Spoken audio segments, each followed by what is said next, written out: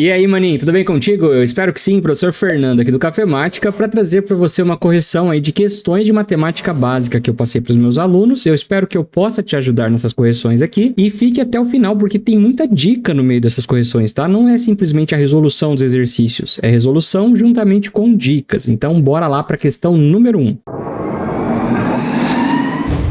A primeira questão tem a ver com a notação de intervalo e tem a ver com o assunto intervalos reais. E o que está sendo pedido aqui é que o que estiver com notação de intervalo a gente vai representar de forma gráfica e o que estiver representado de forma gráfica nós representaremos com notação de intervalo. Vamos primeiramente aqui ler juntos esse conjunto A. O conjunto A, ele é o conjunto de todos os números reais, tal que o x é menor do que o zero ou x é maior do que ou igual a 8. Essa é a leitura aqui do conjunto e ler corretamente já ajuda a gente a responder boa parte da questão. E não desmereça a leitura de questão matemática, tá? Porque matemática é muito assim, linguagem. E se você sabe ler bem, você entende bem o que está acontecendo. Muita gente me pergunta, né? Como é que eu faço para entender melhor matemática? Leia bem matemática, leia de forma correta. Não fique pensando que a leitura é só uma bobagem, é só um detalhe. Na verdade, a leitura matemática é a parte mais importante ali para você conseguir entender bem o que está acontecendo, o que está sendo pedido. E escrever de forma correta, e sua resposta também, né? Eu estou falando aqui, ó, que o x é menor do que o zero. O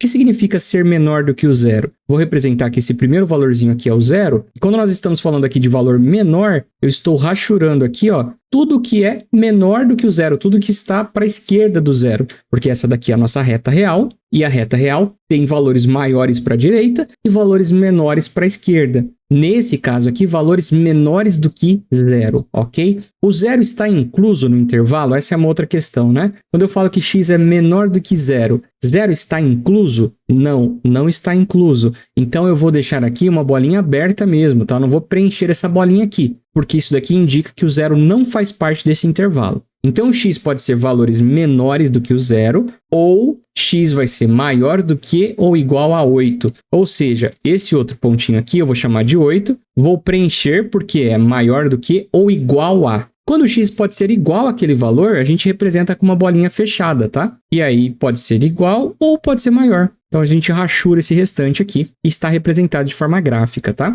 Agora o conjuntinho B aqui, eu vou escrever aqui embaixo um pouco maior para você visualizar. Ó. B é igual, abro colchetes, 3,5, fecho esse colchetes aqui, ó, com esse colchetes de costa para o 5. Quando esse colchetes aqui está virado na direção do número, isso significa que esse número aqui faz parte do intervalo, ou seja, é uma bolinha fechada naquele número, tá? Então, como eu estou indo do 3 até o 5 nesse intervalinho do B, eu vou preencher aqui esse 3, porque ele está incluso, é uma bolinha fechada, e eu vou chegar aqui no máximo até o 5. Do lado direito vai ficar o número 5, e ele não está incluso no intervalo, porque o colchetes está de costa para ele. Então vai ficar uma bolinha aberta ali no 5, ok? E todos os valores entre o 3 e o 5 fazem parte desse intervalo. Portanto, é justamente o que a gente vai deixar aqui rachurado, tá? Todos os numerozinhos entre o 3 e o 5, incluindo o 3 e excluindo o 5. Representamos aqui de forma gráfica a B, o conjuntinho B. Agora nós temos aqui no C a representação gráfica e eu quero escrever nesse outro formato aqui. Deixei até a dica, né? Deixei as chaves aqui aparecendo para deixar claro que você vai representar ali com o formatinho de chaves, tá? Não é para representar isso daqui com colchetes. Então vamos lá. Você tem um intervalinho, deixa eu apagar essa parte de baixo primeiro.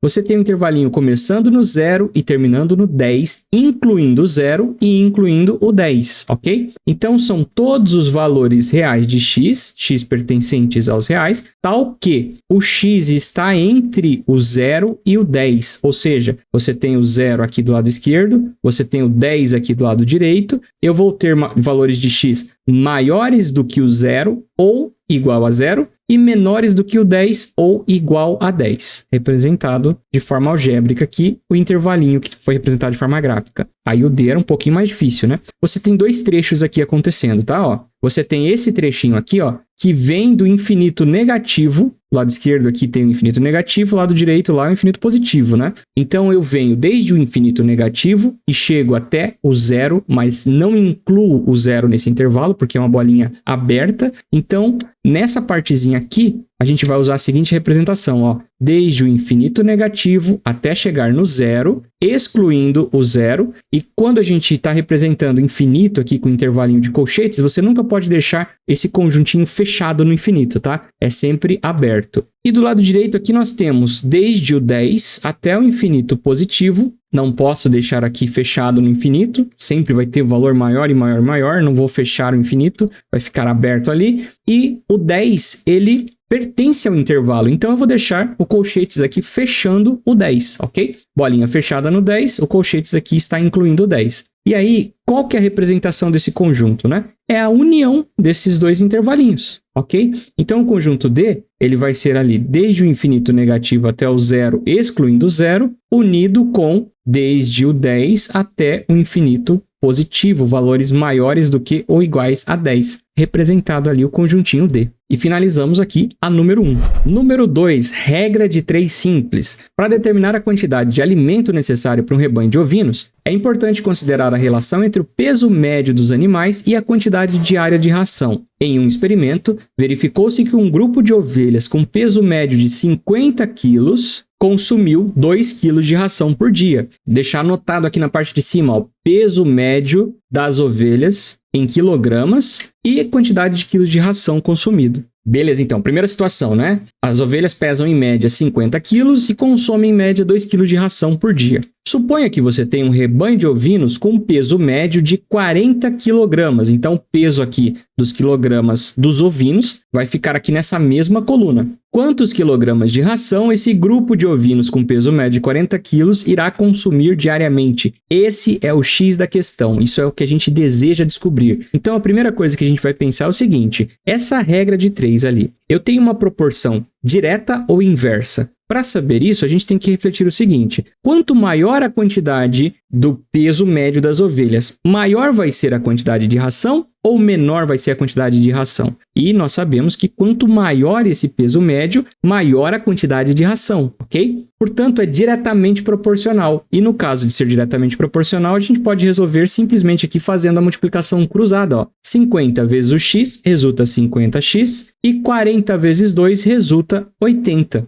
Temos 50 vezes o x resultando 80. Como o 50 está multiplicando, do outro lado a gente vai fazer o contrário de multiplicar por 50. Nós vamos dividir por 50. Eu posso dividir em cima e embaixo aqui por 10, ficando simplesmente com 8 dividido por 5, ok? E uma forma legal de você fazer a divisão aqui sem calculadora, olha aqui os truques que eu falei que teria ao longo dessa aula, né? Esse é um dos truques, ó. Embaixo aqui eu tenho 5 vezes 2 e em cima eu tenho 8 vezes 2. Por que multiplicar por 2? Porque fica muito mais tranquilo da gente fazer a divisão, ó. 8 vezes 2 resulta 16 e 5 vezes 2 resulta 10. E 16 dividido por 10 é 1,6. Muito mais tranquilo de realizar essa divisão. Ou seja, qual que é o X da questão ali? 1,6 quilogramas. É essa quantidade de ração que esse grupo de ovinos com peso médio de 40 quilos irá consumir diariamente. Respondida a questão 2. Bora para a questão 3. Em uma fazenda, um agricultor decide pulverizar um defensivo agrícola em uma plantação de milho. Sabendo que ele utiliza 2 litros de defensivo para pulverizar 1 hectare de terra e que ele precisa pulverizar, eu escrevi aqui certinho, ó, defensivo em litros e aqui a terra em hectares. Então ele utiliza 2 litros para pulverizar 1 hectare e que ele precisa, né, sabendo que ele precisa pulverizar uma área de 5 hectares, quantos litros de defensivo agrícola ele precisa lá?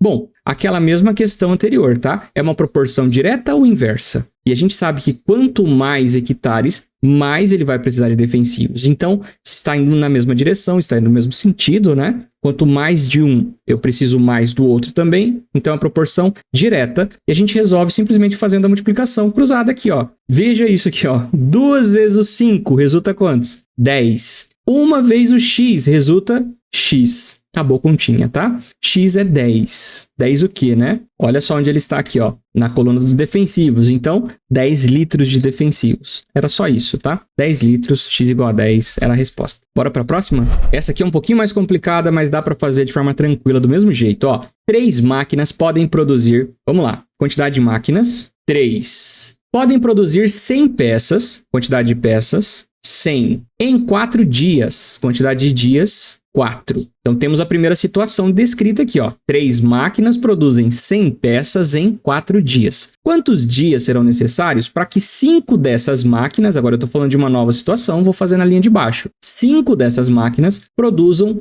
400 peças. Quantos dias? Dias é o X da questão, ok? Agora, estratégia para a gente resolver uma regra de 3 composta. Para resolver a regra de 3 composta, a primeira coisa que a gente vai fazer é identificar aqui qual das colunas contém a nossa incógnita, o nosso X da questão. E essa daí a gente vai comparar com o restante para ver se é diretamente proporcional ou inversamente proporcional. E nesse tipo de situação é importantíssimo a gente conseguir entender aqui se a proporção é direta ou é inversa. A gente precisa ter isso muito claro antes de começar as continhas, ó. Vou pensar o seguinte, pensa comigo, ó. X da questão aqui está na quantidade de dias, certo? Então pensa assim, ó. Se eu tenho mais dias à minha disposição, pensa assim, eu tenho um tempo maior à minha disposição, eu vou precisar de uma quantidade maior de máquinas também, quanto mais dias eu tenho disponível, ou eu vou precisar de uma quantidade menor de máquinas? É só pensar uma situação qualquer, não precisa pensar em número não, tá? Não pense em números, né? Nesse caso aqui, a dica, e essa dica é importantíssima, tá? Não pense de forma numérica se o número te atrapalha a pensar. Pensa uma situação abstrata, pensa assim, ó, imagina lá uma situação, tira esses números aí da sua cabeça por enquanto e pensa assim, ó,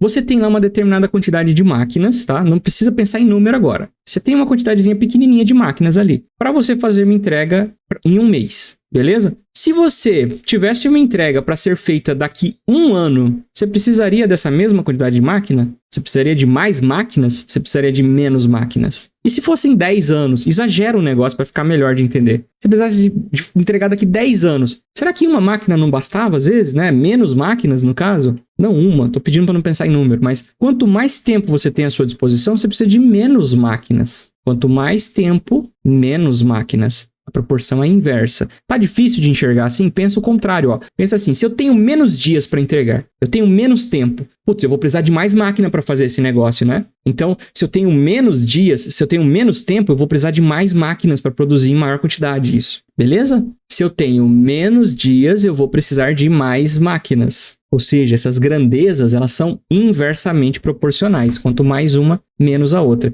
Eu tô focando muito nisso porque é onde a galera erra, tá? Então, sabendo que dias e quantidade de máquinas é inversamente proporcional, eu vou fazer essas setinhas aqui, uma voltada para um lado, outra voltada para o outro. Tanto faz qual lado, tá? Não estou falando de números aqui, estou falando de proporção. E olha só que interessante, ó. Olhando agora para as peças, é muito mais tranquilo de perceber, ó. Eu tenho uma determinada quantidade de dias, tá? Se eu tiver mais dias à minha disposição, eu vou conseguir produzir mais peças ou menos peças? Quanto mais dias à minha disposição, eu consigo produzir uma quantidade maior de peças, né? Então, quanto mais dias, mais peças. Diretamente proporcional, ok? Essas duas grandezas aí são diretamente proporcionais. Agora, continha. Continha é tranquilo para resolver. O problema é entender essa proporção aí. Continha vai ser o seguinte, ó. Eu vou escrever aqui, primeiramente, essa parte dos dias, tá? Do jeitinho que está. 4 em cima, x embaixo. Igual a aquilo que estiver com a setinha indo na mesma direção, por exemplo, essa partezinha aqui, ó, tá indo na mesma direção, certo? Eu vou escrever do jeito que aparece aqui. Peças 100 sobre 400, porque está indo na mesma direção.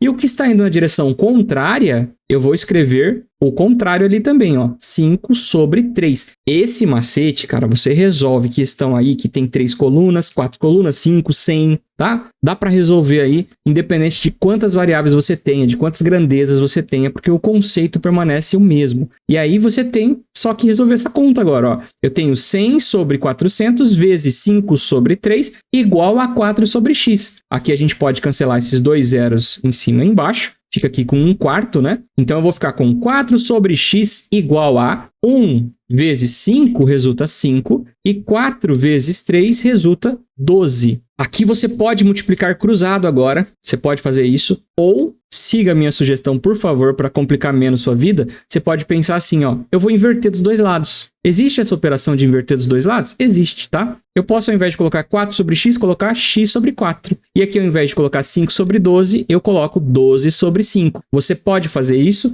desde que você faça dos dois lados. Desde que seja uma igualdade de frações, tá? E agora é muito mais tranquilo, porque esse 4 que está dividindo, eu vou passar ele para o outro lado fazendo o contrário de dividir por 4, que é multiplicar por 4. Então a gente vai ficar com x igual a 4 vezes 12 dividido por 5. Isso aqui vai resultar 4 vezes 12, 48, dividido por 5. Aquela mesma estratégia agora da número 3, tá? Ao invés de fazer essa divisão aqui, eu vou multiplicar por 2 em cima e embaixo, para que no denominador nós tenhamos 10 como resultado. Quando a gente tem 10 no denominador, é muito mais fácil fazer continha, né? E a tabuada do 2 é bem mais tranquilo, ó. 2 vezes 48, né? 2 vezes 8, 16, vai 1. 2 vezes 4, 8, com o que foi 9. 96 sobre 10, que é a mesma coisa que 9,6, ok? Então, quantos dias serão necessários para que 5 dessas máquinas produzam 400 peças? Faz sentido? Agora vamos ver se faz sentido a nossa resposta. Precisa de 9,6 dias. Faz sentido? Não faz, né? Você precisa aqui de aproximadamente 10 dias, ok? A gente arredonda nessa situação aqui, porque 4,6 dias seria a resposta exata e precisa matemática ali. Agora, vida real um pouquinho, né? Você precisa de pelo menos quantos dias? Os dias são contados de forma inteira, então 10 dias aproximadamente, ok? Não pode arredondar para 9, porque se for só 9, você não vai ter dado conta de produzir todas essas peças. Se arredonda para cima nesse caso. Mesmo que fosse 9,1, você arredondaria para cima, tá? E essa aí era a nossa questão 4. Bora para a questão 5. Sabendo que cada quadriculado da malha tem 1 metro quadrado de área, ó, é um quadriculado e tem 1 metro quadrado. Se é quadriculado e tem 1 metro quadrado, então aqui vale 1, aqui vale 1. Não tem nem que ficar discutindo, ó. 1 vezes 1, 1 metro quadrado, tá? Cada um desse quadriculadinho aqui, ó, você tem os lados ali valendo 1 metro. Quanto vale x? Primeira questão, né? Quanto vale x? Essa partezinha aqui. É mais complicado responder o A. Vou deixar para depois. Vamos responder primeiro quanto vale y. Ó, y vale 1, 2, 3, 4, 5. Tem 5 metros ali em cima, então y igual a 5 metros. Acabou. Qual é o perímetro ABCD? Talvez seja melhor a gente responder primeiro quanto vale x também. Então vamos deixar para depois. Qual é a área ABCD? Bom, quando nós estamos falando na área ABCD, eu estou falando aqui dessa quantidade aqui de quadradinhos, né? Agora é o seguinte, ó, a gente vai fazer a continha da área usando a área do trapézio. Beleza. Mas você pode ter uma boa noção de qual que vai ser a resposta final se você fizer a continha ali de quantos quadrados existem. Então pausa o vídeo e conta quantos quadriculadinhos tem aqui de forma inteira. Faz uma continha aí, sem fórmula, sem nada. Tu não precisa da fórmula para resolver essa conta. Se você fez a continha, né, você provavelmente fez assim, ó. Aqui tem quadriculados inteiros, ó. Então, quantos quadriculadinhos inteiros a gente tem, ó? 1, 2, 3, 4, 5. E aqui a gente tem 1, 2, 3, 4. 4 vezes 5, 20. Já descobrimos ali, né? 20. Toda essa região aqui tem 20. Aí, continuando a continha, ó. 21, 22, 23, 24, 25, 26... Aí você tem aqui com esses dois aproximadamente 28, já dá para você ter uma noção muito boa de qual que vai ser essa área, tá? Uma noção muito aproximada de quanto que vai ser essa área. Só ela não é exata. Para ela ser exata, a gente vai usar a fórmula do trapézio mesmo e você vai conferir se a sua resposta está certa ou não se ela chegar perto daquele valor que você está supondo que ele vai ser. Bora lá, ó. Eu sei que y vale 5. A parte de baixo aqui, a base maior, é 10. Qual que é a área do trapézio? A área do trapézio é igual a base maior mais a base menor vezes a nossa altura dividido por 2. Então, a base maior ali vale 10, somado com a base menor que vale 5, multiplicando pela altura, que é essa daqui, que vale 4, e dividindo por 2, nós temos a nossa resposta. Vou fazer a soma aqui dentro do parênteses, 10 mais 5 resulta 15. Posso fazer essa divisão aqui também, né? 4 dividido por 2 resulta 2. E 15 vezes 2 resulta 30, ok? Então, qual que é a área desse trapézio? A área é 30 metros quadrados. Fechou? Agora falta responder quem é x e qual é o perímetro, né? Então, vamos lá. Como que eu calculo esse x aqui? Bom, você tem aqui, ó, um triângulo que é retângulo. Aqui são 10 metros. Daqui até aqui eu sei que nós temos 5 metros. Então, aqui existem outros 5 metros, ok? Essa distânciazinha aqui de baixo vale 5 metros. Essa altura aqui desse triângulo retângulo vale 4 metros. Então, a gente tem esse valorzinho aqui também, 4 metros. Lembrando do Teorema de Pitágoras, que nos diz que a hipotenusa ao quadrado é igual à soma dos quadrados dos catetos, que é o 4 ao quadrado mais 5 ao quadrado aqui no caso, a gente tem x ao quadrado igual 4 ao quadrado vale 16, mais 5 ao quadrado vale 25. 6 mais 5 é igual a 11, vai 1. 2 mais 1 é igual a 3, com 1 que foi 4, 41. Esse é o nosso x ao quadrado. E o x vale quanto, né? Esse quadrado aqui a gente vai passar para o outro lado em forma de raiz. Então vai ficar raiz quadrada de 41. 41 é um número primo. Se tivesse respondido só assim, para mim tá ok, tá? Raiz quadrada de 41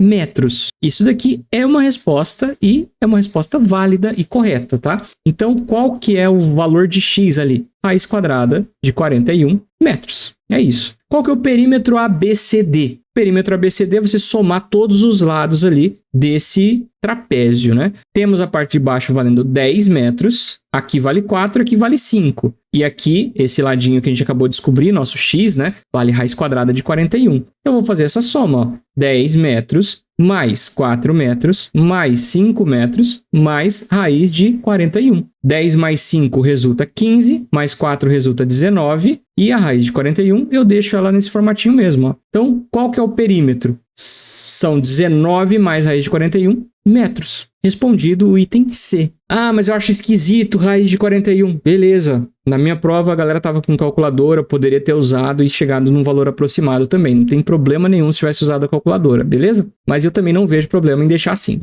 Bora para número 6? Determine a área e o perímetro de um retângulo com lados medindo 10 centímetros e 4 centímetros. Tem um retângulo, 4 centímetros. E aqui, 10 centímetros. Fiz aqui na medida certinha do quadriculado para você ter uma boa base do seguinte aqui, ó. Quanto que vale cada um desses quadriculadinhos aqui, ó? Aqui, nesse quadradinho que eu tô pintando agora, ó, você tem 1 centímetro quadrado. Você tem 1 centímetro aqui desse lado e 1 centímetro aqui. 1 vezes 1, 1 centímetro quadrado, ok? Se você somar aqui todos esses centímetros, aqui eu tenho 4 centímetros quadrados, aqui eu tenho outros 4, vai dar 8. Se você somar todos esses ao longo aqui desses 10 centímetros, quantas vezes você vai ter esses 4 centímetros quadrados? Ó, cada um desse aqui vale 1 centímetro quadrado. 1 centímetro quadrado, 1 centímetro quadrado, 1 centímetro quadrado, certo? Cada um desses quadradinhos vale 1. Então aqui nós temos 4. Quantas vezes isso está se repetindo ao longo dessa base? Está se repetindo 10 vezes. Ou seja, em outras palavras, tá?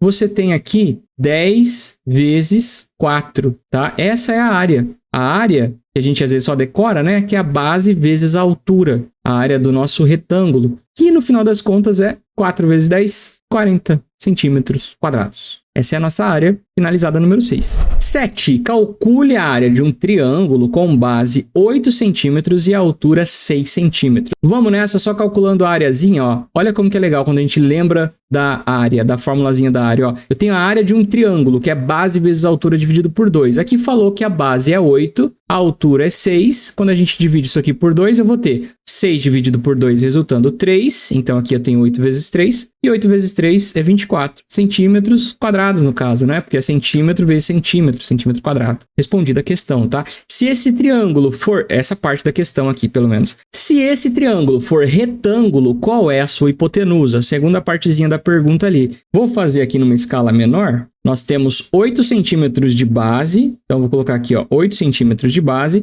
e 6 centímetros de altura, e está perguntando qual é a hipotenusa. Por Pitágoras, a gente tem que a hipotenusa ao quadrado é igual à soma dos quadrados dos catetos. Então, 6 ao quadrado mais 8 ao quadrado. 6 ao quadrado resulta 36, mais 8 ao quadrado resulta 64. E eu gosto de pensar assim, ó. Aqui é como se eu tivesse 30. Essa parte eu não escrevo normalmente, tá? Isso daqui ajuda para fazer continha de cabeça, ó. 30 mais 60 mais 6 mais 4. Eu quebro esses números, ó. Ao invés de 36, eu coloco 30 mais 6. Ao invés de 64, eu escrevo 60 mais 4. E aí, 30 mais 60 resulta 90. 6 mais 4 resulta 10. 90 mais 10 resulta 100. Ou seja, x ao quadrado vale 100, portanto, x é igual a raiz quadrada de 100. Que número vezes ele mesmo que resulta 100? Exatamente o que você está pensando, ó, 10. 10 centímetros no caso. Essa é a hipotenusa. Respondida essa segunda parte aqui da questão, essa é a hipotenusa. E qual é o perímetro? Bom, perímetro é a soma dos lados. Então, eu tenho ali 6 centímetros, respondendo essa última parte aqui, ó. Qual é o perímetro? Eu tenho 6 centímetros mais 8 centímetros mais o x, que vale 10 centímetros, que a gente acabou de descobrir. 6 mais 8 resulta 14, mais 10, 24 centímetros, ok? Respondida então a questão 7, era só fazer isso. E aí eu tenho certeza que entre vocês que estão assistindo até aqui, tem pessoas falando assim, caramba, mas você fala como se fosse fácil, isso daí não é fácil. Primeiro, parabéns por estar até aqui no vídeo. Isso é sinal de que você é uma pessoa empenhada e diferente de todo o resto, porque tem uma galera que sai com 2 minutos de vídeo. Você tá assistindo até aqui, parabéns, você é diferente da maioria do Brasil, tá? E para você em particular, eu quero dizer o seguinte, ó, esforce-se, continue se esforçando, pega esses assuntos que eu falei, se você tá achando complicado, pega pelo nome e vai pesquisando. Pode ser em outros canais, pode ser aqui no Cafemática, pode mandar pergunta aqui embaixo, inclusive, pedindo sugestão. Eu sugiro para você vídeos de canais falando a respeito desses tópicos, porque eles não são tão complicados quanto eles poderiam ser. Olha só essa questão bônus aqui que eu passei, ó. Uma torneira pode encher um tanque cilíndrico em 6 horas, enquanto, cortou um pouquinho ali, tá escrito assim, ó, enquanto outra torneira pode esvaziá-lo em 8 horas. Questão A. Se estiver vazio e ambas as torneiras forem abertas, quanto tempo levará para encher o tanque? Não é tão complicada, não é tão mais complicada, mas também não é tão simples, tá? B. Sabendo que o diâmetro da base desse tanque tem 3 metros e sua altura é 4 metros, qual é o volume desse tanque em litros? Eu vou te falar um negócio. Ela é um pouquinho mais complicadinha que o restante, mas não é tão mais complicada não. É possível responder, mas tem como fazer questões muito mais complexas do que as que eu passei. Inclusive, em avaliações como Enem, como vestibulares, você vai ter que fazer questões mais complexas, tá? Essas daí que eu acabei de falar, elas são um pouco mais elementares. Por isso que a gente chama de matemática básica, matemática fundamental. Não é porque é fácil, mas é porque são fundamentos que você precisa saber, precisa conhecer. Onde que eu vou usar isso na minha vida? Em diversas situações, tá? Existem muitas aplicações para você saber volume, para você saber área, principalmente com regra de 3 simples e composta. Existem várias situações na vida que a gente utiliza sim isso. Então, essa parte da matemática tem muita aplicação, basta a gente ir um pouquinho atrás que a gente encontra. E eu queria gastar esse tempinho no final aqui para te dizer isso. Você que acompanhou o vídeo até o final é capaz de resolver essas questões e muito mais, tá? Parabéns para você. Eu tô aqui para te ajudar. Eu tô aqui por essas pessoas que estão se esforçando para melhorar na matemática. Então, se você chegou até aqui, escreve aqui embaixo o comentário. Eu tô me esforçando. Isso vai servir de motivação para você se inscrever aqui, continuar assistindo os vídeos de matemática e vai servir de motivação para mim também, porque é sinal de que as pessoas estão acompanhando, estão querendo saber mais. Eu vou trazer mais assuntos assim, de matemática básica, fundamental, e de uma forma rápida e direto ao ponto, como foi o restante desse vídeo. Talvez aqui no final eu me enrolei um pouco, falei um pouco demais, talvez. Talvez ninguém esteja ouvindo quase, talvez também. Mas pelo menos você está. E se pelo menos você está, eu já tô feliz pra caramba aqui, porque eu fiz diferença na sua vida. É isso, um forte abraço. Te espero no próximo vídeo aqui no Cafemática. Até mais. Falou!